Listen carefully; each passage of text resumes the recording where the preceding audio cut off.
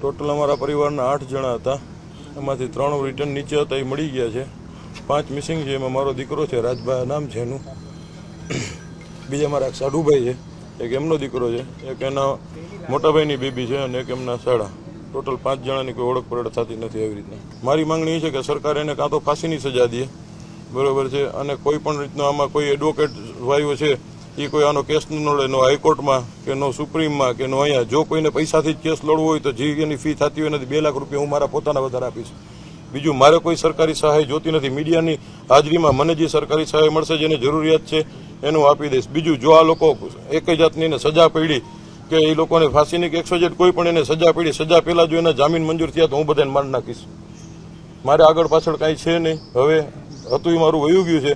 જો આ લોકો જામીન ઉપર છૂટ્યા એટલે હું એકને જીવતા નહીં. જેમ અમારા કોઈ પરિવારના ઓળખ પરેડ નથી થતી ને એમ આ કોઈની ઓળખ પરેડ હું નહીં થવા દઉં. કોઈ અધિકારી યારે કોઈ હું સરકારને એટલું કહેવા માંગુ છું કે આ લોકોને કડકમાં કડક સજા થવી જોઈએ. નહીંતર આ લોકો દર વખતે આવી રીતના એક દી મોરબીની પુલની ઘટના બને છે, એક દી બોટ ઊંધી વળી જાય છે, એક દી આવી રીતના ફાયર વળી જાય તો કોઈના દીકરા છે, કોઈના છોકરા છે, કોઈનું ફેમિલી છે, 5-5 જણા વયા જાય છે.